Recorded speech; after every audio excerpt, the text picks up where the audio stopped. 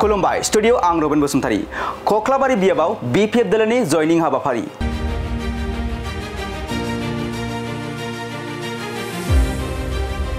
BTC बिसायख'थिया गोबाव सम गैलिया गेजेराव माखासे सानल'सै बे बिसायख'थिखौ नोजोर होनानैनो मोनफ्रोमबो राजखान्थि हान्जानि दोलो सोलायनाय हाबाफारि लानायाबो सोलिगासिनो दं थिग बेफोरबायदिनो दिनैबो कक्लाबारि गदलिगाव प्राइमारि मावख'आव इउपिपिएल जिएसपि आरो बिजेपिनि सा 50 निबो बांसिन मददगिरिफोरा बिपिएफ दोलोआव जयनिं जादों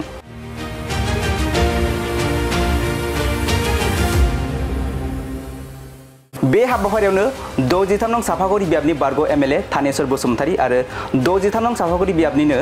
बिपिएफनि टिकेट दाबिदार सोगोमसार बर' आरो कक्लाबारि ब्लक बिपिएफ दोलोनि आफादगिरि नेहाथारिजों लोगोसे गुबुन गुबुन थाखोनि दैदेनगिरिफोरा बे हाबाफारियाव बाहागो लाफैनायखौ नुनो मोननाय जायो दिनैसिम दिनैनि आगोलावबो जादों दिनै सा 38 जादों आरो गोबां फैबावनांगौ दङमोन गायनाय फुनायखाय बिथांमोना फैनो हायाखै बांसिनानो बिथांमोना थांनाय बाराव इउपिपिएलआवनो भट होदोंमोन होननानै बिथांमोना बुंदों दा देग्लाय जोंनि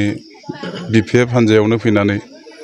जोंनि मानावगिरि हाग्रामा महिलारिनि जि आदर्श बेखौ मोजां मोननानै बिथांमोना फिन दिनै बिपिएफआवनो जगदान जाफिनबाय आरो बिपिएफखौ देरहाहोनो थाखाय बिथांमोना हाबा मावसिगोन जिहेतु माखासे सरसा जादों जिहेतु कक्लाबारि बियाबाव नोंथांखौ बिजाथि होगोन होननानै मा बुङो आङो एप्लिकेन्ट आं दरखास्त होदों आङो दलाव दलनि जासे मावथि हिसाबै दा उनावहाय होनाय होयिया जा हाइकमान्डनि दङ आरो जोंहा मोनसे हाइ लेभेल स्क्रिनिं कमिटि दं बिथांमोननि बिबेचनानि दारै मोननाय मोनिया हाइकमान्डनि जुदि मोनोब्लाथाय माबायदि थासारियाव जागोन ना फोरमायगोन नोंथांनि देरहानाय थासारिया देरहानायाथ' दा दिनै जोंनि बर'फ्रा बे इउपिपिएल दोलाव जिबायदि फोथायनानै सोलायनांगौनि बाथ्राजों सोलायदोंमोन दिनै बे 5 बोसोर जालांबाय दा जौगानायखौ नुवाखै जिखिनि खोथा होदोंमोन न'खर न'खर साख्रि होनायनि खोथा 75,000 रां होनायनि खोथा जेनेबा सेन्ट्रेल इउनिभारसिटि बायदि बायदि दा बेखौ रायजोफ्रा नुना मोनाखै आरो न'खरफ्रोमबो साख्रि होनायाथ' नंखाय जाहैबाय दा बेफोरखौ बुजि मोननानै दिनै रायजो राजाया प्रमद बर'नि जिखिनि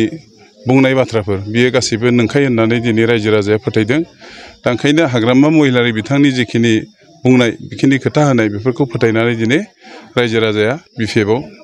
जगदान जादों नाथाय एमसिएलए मन्टु बर' बिथाङा पिसिडिआरनि समावबो अनिप बसुमतारीखौ बिपिएफ दोलोआ फेजेननो हायाखै होनना बुंदों दिनैनि समाव मा बुंगोन नोंथाङा ना बेथ' बुंगोन गाव जेनेबा दा सासनाव दं जेला बिथाङा रायजो राजानि गेजेराव हाबनो हायाखै जों मिथिगौ नाथाय किसुमान मोनसे मोननै बिथांखि नाजावदों बेफोरखौ लानानै रायजोनि गेजेराव हाबनो नाजादों दा जों जे बिपिएफ दला थांनाय 15 बोसोराव जिखिनि हाबा मावदों दा बे मावनायनि उनाव दा रायजोफ्रा गोदानै हाबा मावनाय नुवाखै दा जोंनि कक्लाबारियावनो आं प्रश्न खालामगोन जे कक्लाबारि सेन्ट्रेल स्टेट फार्माव 2020 मायथाइयाव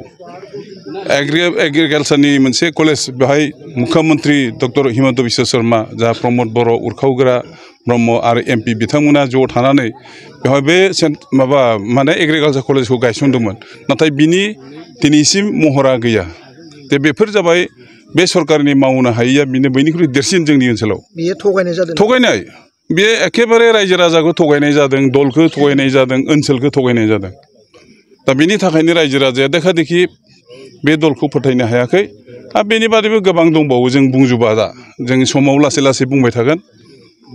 जिहेतु नोंथांमोना बिपिएफआ सरकाराव फैफिननो हागोन होनना फोथायनाय दं एकदम दिनैनि दिनाव भट जायोब्ला दिनैनो सरकार जागोन बे जोंहा फोथायनाय दङ रायजोनि माबायदि जौगानाय खामानि मावगोन नोंथांमोना रायजोआ जोंनि सरकार फैनाय लोगो लोगो जोंहा मोनसे आलोचना जादों जों दलाव मोनसे डिसिसन जाबाय जे सरकारा फैयोब्ला जोङो बिटिसि ओनसोलखौ सर्बप्रथम जोंहा हानि जों सार्भे जागोन जोङो जाय जेराव थायाथों 2003 मायथाइनि 10 फेब्रुवारियाव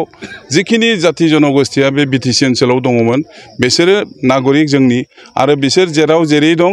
बे सार्भेनि गेजेरजों बिथांमोननि हा पाट्टा होनायनि बेबस्थाखौ जों प्रथम खालामगोन जिहेतु 17 बोसोराव मावनो हायै खामानिखौ बिथांमोना 4 बोसोराव मावबाय होनना बुंदों बहा मावदों बिपिएफआ माखासे लुन थुन थगायदों होनना बुंदों मा बुंनांगोन आरो बहा 4 बोसोराव माखौ मावखो जों नुवाखै जों दिनै थांनाय 15 बोसोराव बे खालदिया दिनै खालदिया जिङाव जोङो बे मेलखौ खालामदों बे खालदिया दैमानि सायाव गंसेबो पाका लामा गैया आरो गंसेबो आरसिसि ब्रिज गैयामोन बेयाव आथिखालाव नावफुटानिफ्राय नावसालिसिम 7टा जोङो पाका दलं जों बानायदों आरो जों एमएलए जानायनि आगोलाव 2006 मायथाइनि आगोलाव जोंनि सापागुरि समस्ति बा खख्लाबारि ओनसोलाव कुनु दोंसे लामा पाका लामा गैयामोन दा थांनाय जों 15 बोसोराव जों बेखौ मावजोब्बाय दा बेजोंनो बिथांमोना थाबायनानै साइरेन दामै दामै दिनै जेबो मावाखैब्लाथ' जायाना मेगना खाथेनानै थाबायदों नामा बिथांमोना हा दा गतिके जोङो बे सरकारा फैनाय लोगो लोगोनो एन्टायार मोनबा जिल्लानि बिटिसि ओनसोलखौ हानि सार्भे खालामगोन आरो जाय जेरावखि जिखुनु जाति जनगोष्ठियानो जायाथों बिथांमोननि हा पाट्टा होगोन आरो सेंग्रा सिख्लाफोरा दिनैसिम जायफोरा BA MA पास खालामनानै दं साख्रि बाख्रि मोनाखै बेखार जाना दं दा बिथांमोननि संस्थापननि थाखाय बोसोराव 100 कोटि धार्य खालामगोन बेनिफ्राय जोंनि अमेन आइजोफोरखौ जोङो बिथांमोनखौ साबलम्बी खालामनो थाखाय बोसोराव 40 कोटि 40 कोटि टाका जोङो धार्य खालामनायनि बेबस्था खालामदों बेनि उनाव जायफोरा साख्रि मोनाखै लेखा गोरों नङैबो दं माखासे बेखार जायफोरा फिसा फिसौ खामानि मावो पाक्का इथा गाथिनि बायदिसिना हाबा मावो बिथांमोननि मिस्ट्रि बायदिसिना बिथांमोननि थाखायबो बोसोराव 50 कोटि टाका धार्य खालामगोन बेनि अनगायैबो जे दिनै सुपार 50नि खोथा बुंदों सुपार 50 होनायनि आगोलावबो जोंनि BPF दला बोसोराव सा 25 जायफोरा APSC UPSCनि प्रिलिम पास जायोमोन बिथांमोननो जोङो 2 लाख टाकानि जोङो चेक होयोमोन दा बेफोरखौ जों बुङाखै दिनै बुंनांगोन जोंनि मावनायफोरखौ दा बेखायनो